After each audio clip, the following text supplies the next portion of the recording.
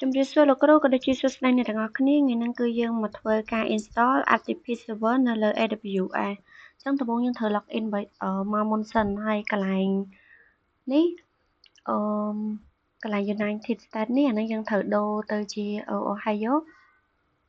បន្តមកទៀតដើម្បីធ្វើការងារនឹងបានដំបូងយើងត្រូវចូលទៅកាន់ security group មួយសិនអញ្ចឹងកន្លែងហ្នឹងគឺយើងត្រូវបង្កើត security groupកន្លែងហ្នឹងយើងត្រូវដាក់ឈ្មោះ security group របស់យើងអាចដាក់ on security group ដូចជាមួយនឹងលោកគ្រូក៏បានឬមួយក៏ដាក់ត្រឹម on security ប៉ុណ្ណឹងដូចខ្ញុំក៏បានដែរដោយសារតែអានេះខ្ញុំធ្លាប់ធ្វើម្ដងហើយខ្ញុំមានឈ្មោះ on security group មួយបន្តមកទៀតកន្លែង description នេះយើងអាចដាក់ជាប្រភេទlearning យើងដាក់ទៅសេ learning ទៅហើយកន្លែង VPC នេះយើងដាក់ default យើងធ្វើតាមហ្នឹងមកបន្តមកទៀតយើងអាចធ្វើការ create បានហើយអញ្ចឹងបន្ទាប់ពីយើងបានធ្វើការបង្កើត security group ហើយកន្លែងហ្នឹងយើងអស់មកខាងលើវិញមកដើម្បីចូលទៅកាន់ instance របស់យើងណា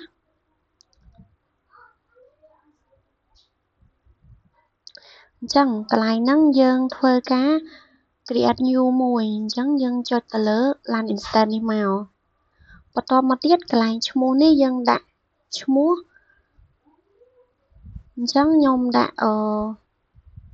RTP server នេះមកហើយបន្តមកទៀតកន្លែងនេះយើងចុះមកក្រោមបន្តិចដើម្បី select យកបន្ទូន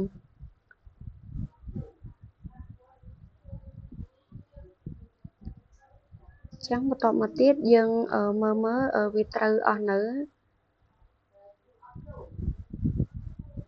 អញ្ចឹងដោយសារតាកន្លែងនេះខ្ញុំបានរៀបចំឲ្យអស់ហើយវាជាប់តាំងពីមេរៀនមុនមកម៉េះអញ្ចឹងអីដែលខ្ញុំត្រូវធ្វើបន្ទាប់ទៀតហ្នឹងគឺខ្ញុំទៅបង្កើត key pair ថ្មីអញ្ចឹងកន្លែង key pair កន្លែងហ្នឹងខ្ញុំដាក់ easy to learning បន្ទាប់ពីបានប៉ុណ្ណឹងខ្ញុំធ្វើការចុច create key pair ហ្នឹងហ្មងអញ្ចឹងយើងអស់មកក្រោមតិចទៀតដើម្បីរកមើលពាក្យsecurity group អញ្ចឹងកន្លែងហ្នឹងយើង select យក security group មកហើយកន្លែងនេះយើងមើលឈ្មោះរបស់យើងមុនហ្នឹងខ្ញុំដាក់ឈ្មោះon security អញ្ចឹងខ្ញុំ select យក on security កន្លែង configure storage នេះអានេះខ្ញុំអត់កែទេខ្ញុំដាក់8នឹងដដែលបន្ទាប់ពីបានប៉ុណ្ណឹងខ្ញុំធ្វើការចុច create LAN instance យកហ្មងអញ្ចឹងមកដល់កន្លែងហ្នឹងយើងធ្វើការចុចទៅកាន់កន្លែង instance របស់យើងមក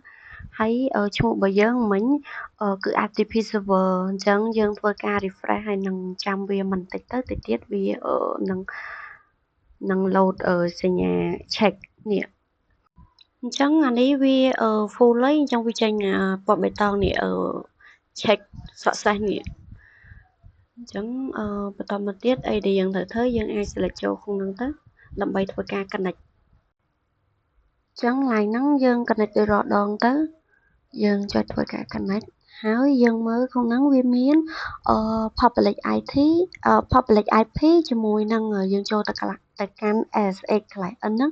យើងមាន CMOD របស់យើងដូចការងារមុនដែរអញ្ចឹងអ្នកទាំងអស់គ្នាអាច copy ទុកក៏បានឬមួយក៏យើងចាំ switch ចុះ switch ឡើងនៅពេលដែលយើងធ្វើក៏បានដែរអញ្ចឹងខ្ញុំត្រូវទៅកន្លែង download របស់ខ្ញុំដោយសារតែមុនហ្នឹងខ្ញុំ download ទុកនៅក្នុង file download អញ្ចឹងខ្ញុំធ្វើការចុចmouse ស្ដាំមកដើម្បី open git bash ដោយសារខ្ញុំមានស្រាប់ហើយអញ្ចឹងខ្ញុំអត់ចាំបាច់ install ម្ដងទៀតទេកន្លែងនេះអីដែលយើងត្រូវធ្វើគឺយើងត្រូវទៅ copy cmod របស់យើងអញ្ចឹងខ្ញុំអត់ទាន់ copy ទេខ្ញុំអាច switch ទៅ copy ហើយចាំខ្ញុំយកមកផាសខាងនេះអញ្ចឹងណា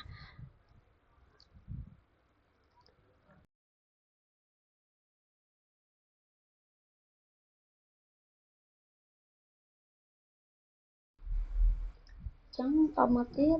យើងធ្វើការទៅ copy ASX របស់យើងមួយទៀតមកចឹងយើង copy ហើយយើងផាសមកដូចគ្នាចឹងយើង enter វាមកហើយធ្វើការរងចាំវាបន្តិចអញ្ចឹងដោយសារតែរបស់យើងវាអត់ connect ចោលទេអញ្ចឹង យើងសាកទៅ check មើល security គ្រប់របស់យើងសិន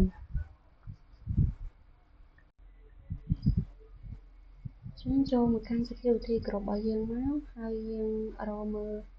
របស់យើងគ្រប់របស់យើងមិននឹងឈ្មោះគេ on security ចឹង select យកនឹងមកហើយធ្វើការ edit inbound role ចឹងយើង add role មកកន្លែងហ្នឹងអីដែលយើងត្រូវធ្វើកន្លែងនេះយើង select យកលេខ04ដើមហើយ /0 នេះមកហើយបន្ទាប់មកទៀតយើងកែមួយទៀតហ្នឹងគឺ description កន្លែងហ្នឹងខ្ញុំដាក់learning បន្ទាប់ពីបានប៉ុណ្ណឹងយើងធ្វើការ save វាមក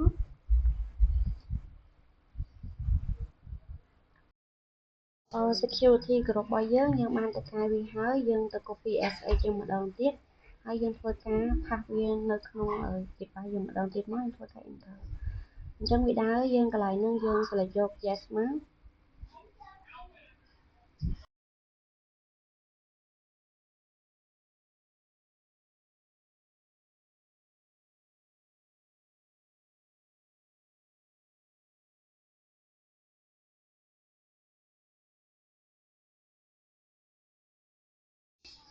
command យើងត្រូវធ្វើហ្នឹងដំបូងគឺយើងត្រូវធ្វើការ update របស់វា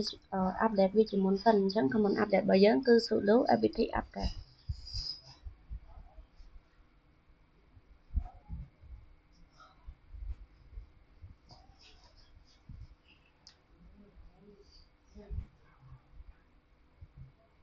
អញ្ចឹងបន្ទាប់ពីយើងធ្វើការ update វាហើយនៅក្នុងហ្នឹងយើងឃើញថាមាន26 packet អញ្ចឹងយើងធ្វើការ upgrade វាមកយើង command sudo apt upgrade ចឹងឡើយនេះយើងវាយទៅឲ្យវាបន្តហើយយើងធ្វើការរងចាំវាបន្តិចទៅវាមិនយូរប៉ុន្មានទេ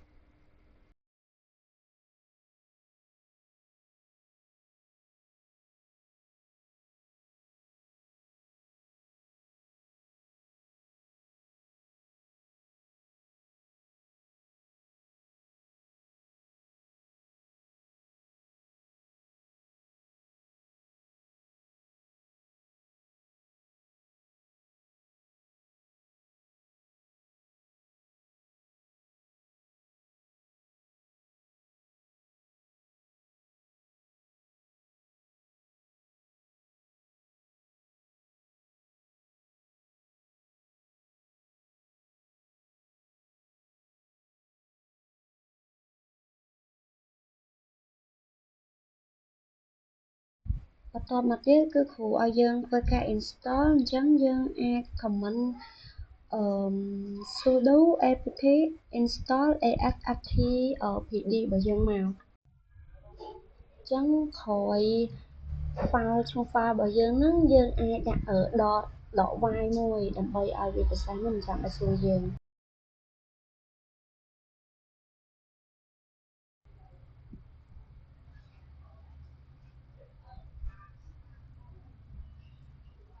ចឹងកន្លែងនេះយើងធ្វើការ cd វាមើលសិនតើវាមានfile ដែលយើងបានបង្កើតនឹងអត់មកទៀតយើង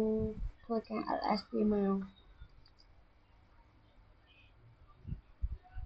ហើយយើងដាក់ឈ្មោះ file របស់យើងនេះចេញមកហើយ file របស់យើងគឺយើងមានអញ្ចឹងយើងចង់ configuration វាអញ្ចឹងបើសិនយើងចង់ config វាយើងត្រូវ copy file វាទុកមួយសិនអញ្ចឹងកន្លែងហ្នឹងយើងធ្វើការ command sudo ដើម្បី copy file ហ្នឹងទុកមួយជាងយើងដូរឈ្មោះវាពី dot នេះមកហើយទៅហើយកន្លែងចុងក្រោយហ្នឹងយើងចាំថែម dot back មួយមកចឹងអានេះយើង copy ទុកណា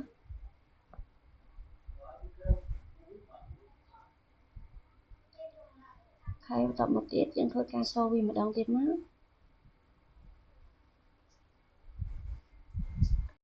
ចឹងបើយើង file របស់យើងសរុបទៅវាមាន2គឺមានដើមមួយនិងមាន copy មួយចឹងបន្ទាប់ពីបានប៉ុណ្ណឹងយើងចូលទៅ configuration វា Dân đây configurationវាបានយើងត្រូវ set command nano របស់យើងចឹងយើងសេមក sudo nano ហើយតមកឈ្មោះ file របស់យើងហ្នឹងហើយ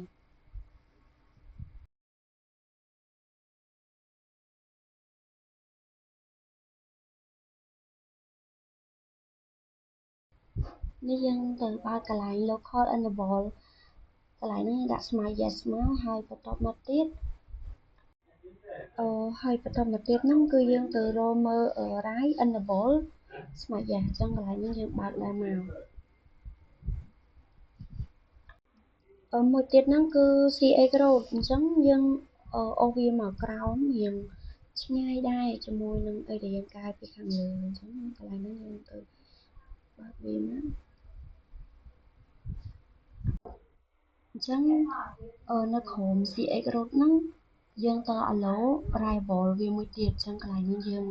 មានកូដមួយយើងអាចទៅ copy ទៅលោកគ្រូតម្លាក់ឲ្យហើយអញ្ចឹងយើង copy វាមកហើយយើងវាបំផាត់នៅក្រោម CA Growth ហ្នឹងចឹងបន្ទាប់ពីបានប៉ុណ្ណឹងយើងទៅបើករបស់យើងមកយើងមើលនេះ at the end of line នេះគួរឲ្យ copy អា3នេះមកចឹងយើងធ្វើការ copy មកហើយបន្តមកទៀតអានេះយើង scroll វាទៅក្រោមគេប្រអស់ហើយយើងធ្វើការផាសឲ្យយើង copy មក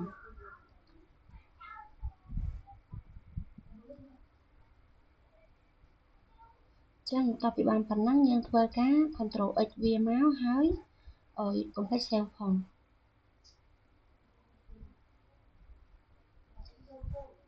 បន្ទាប់មកទៀតយើងធ្វើការ restart វាអញ្ចឹងយើងបែក comment sudo systemctl restart ហើយដល់ហើយយើងដាក់ឈ្មោះ file របស់យើងនឹងមក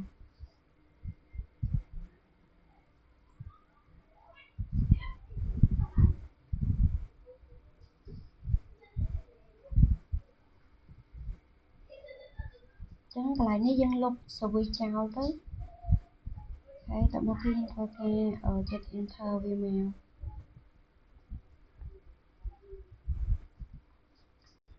បន្តមកទៀតយើងធ្វើការ check color status អញ្ចឹងយើង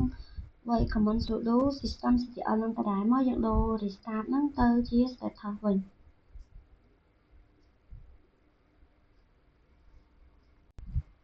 ចឹងយើងឃើញថាវា active ហើយបន្ទាប់ពីវា active ហើយយើងទៅមើលកម្មវិធីមួយឈ្មោះSila file Sila អញ្ចឹងអ្នកនរគ្នាអាចធ្វើការ download វាបានតែដោយសារតែនេះខ្ញុំបាន download វារួចរាល់ហើយអញ្ចឹងយើងធ្វើការ click ទៅលើ app ហ្នឹងហ្មងអញ្ចឹងដំបូងយើងselect ទៅកាន់ file ហើយតមកយើងរកsite manager អញ្ចឹងយើង select លើហ្នឹងមកអញ្ចឹងយើងមើលនៅកន្លែង my site នេះបើខ្ញុំធ្លាប់បង្កើតម្ដងអញ្ចឹងវាមានជាប់អាចារ្យអញ្ចឹងអ្នកនរគ្នាអាចធ្វើការselect យក new site មកអញ្ចឹងកន្លែងនេះយើងកុំភ្លេចដូរយើងដូរអានេះពី transfer ហ្នឹងទៅជា SA ផងដើម្បីយកអាកន្លែង type នេះយើងយកkey file អញ្ចឹងកន្លែង key file ហ្នឹងយើងប្រវាទៅរក file របស់យើងមកហើយបើខ្ញុំទុកនៅកន្លែង download ព្រោះខ្ញុំទៅបាន download មុននឹងដែរទេអញ្ចឹងបើសិនជា file យើងច្រើនយើងអាចដាក់អញ្ចឹងមកដល់ time នេះយើងមានតិចអញ្ចឹងយើង select មកតែច្បាស់ថា file យើងទុកនៅកន្លែងណាដែរណាហើយបន្តមកទៀតកន្លែង user នេះ user ហ្នឹងយើងត្រូវដាក់ថាយុបន្ទុំយើងអាចទៅ check មើលនៅកន្លែងគេបាសយើងហ្មងក៏បានឬមកក៏យើងដឹងយើងសេចូលក្នុងហ្មងក៏បាន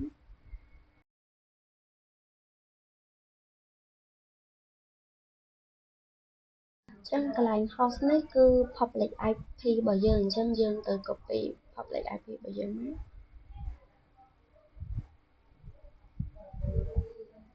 តបមកទៀតយើងធ្វើការ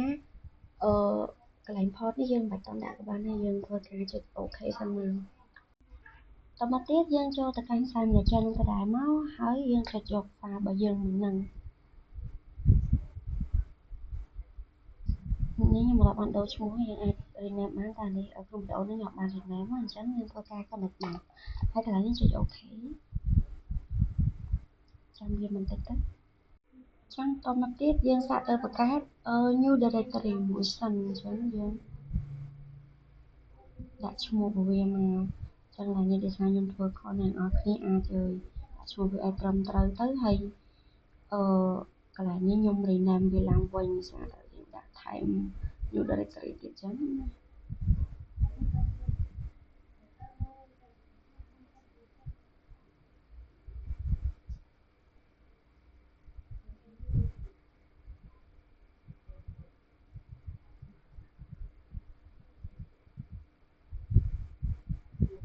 ចឹងបន្ទាប់ពីយើងបាន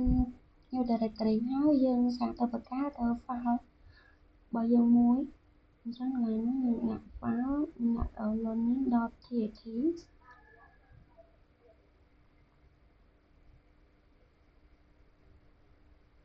អូខេចឹងធ្វើការចុចអូខេមកទៅហើយយើងចង់ដឹងថាវាមានអត់ចឹងអាចទៅ check នៅក្នុង Gitbash យើងមកតង់ទៀតក៏បានដែរអញ្ចឹងយើងចូលមកកាន់ Gitbash យើងមកហើយយើងធ្វើការ ls អញ្ចឹងខ្ញុំពិតជាឃើញមានឈ្មោះ file http client អញ្ចឹងបន្តមកទៀត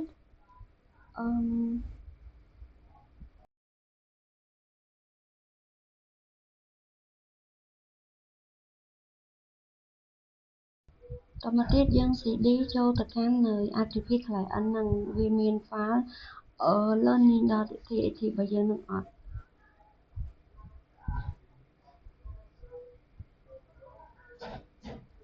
ចឹងពេលយើង ls វាទៅយើងឃើញមាន file learning.txt ចឹងយើងអាចធ្វើការ cat ទៅលើ file learning នឹងបានដែរអញ្ចឹងធ្វើការ cat វាមក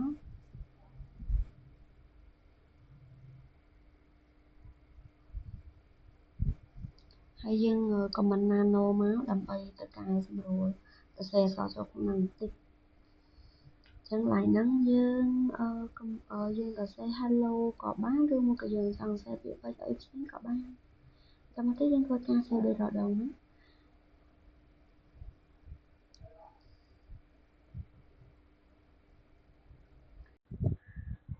អញ្ចឹងបន្តមកទៀតយើងធ្វើការ cat learning